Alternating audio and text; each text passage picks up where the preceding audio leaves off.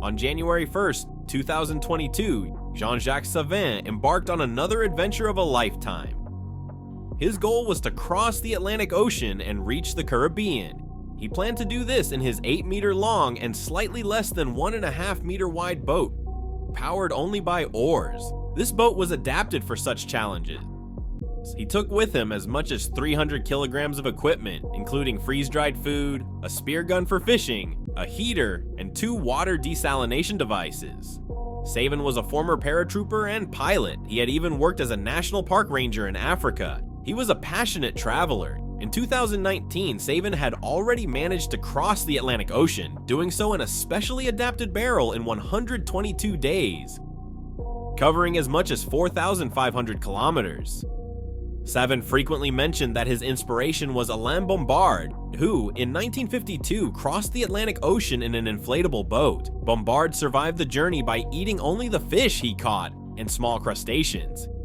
He later released a book about it, which inspired Savin. On January 1st, Savin set off from the southernmost point of Portugal. His wife and daughter saw him off from the shore as he began his westward journey. According to his calculations, he planned to cross the Atlantic in 3 months.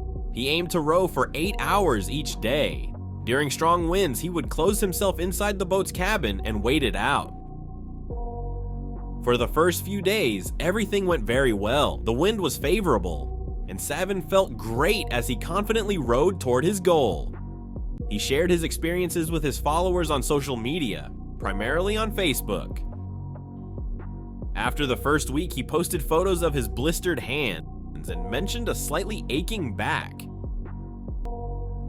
He wrote that everyone should have a passion in life, saying no matter what it is, painting or playing the harmonica, if you do it with passion, you are truly living.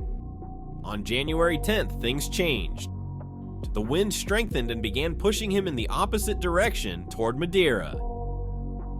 He explained that these conditions extended his journey by about 900 kilometers and forced him to head toward the Azores. Despite the setback, he remained positive and continued to enjoy each day of the journey. On January 14th, Savin celebrated a special milestone, his 75th birthday. For the occasion, he had brought a mandolin, goose liver pâté, and a bottle of champagne. It was a day of joy and freedom as he cherished the vast openness of the Atlantic Ocean. On January 19th, he shared a social media update about strong waves and wind.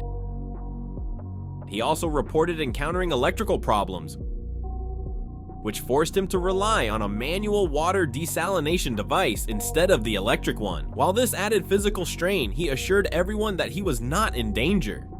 However, in the early hours of January 21st at 34 minutes past midnight, Savin activated 2 distress beacons, signaling a major emergency. This was the last communication his family received. His daughter immediately informed the French, Portuguese, and United States Coast Guards, who launched a search and rescue operation. The distress signal indicated that Savin was north of Madeira.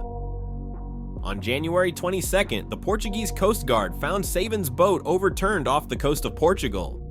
Initial reports stated that his body had been discovered in the cabin. However, this information was later retracted, and to this day, Jean-Jacques Savin is considered missing at sea.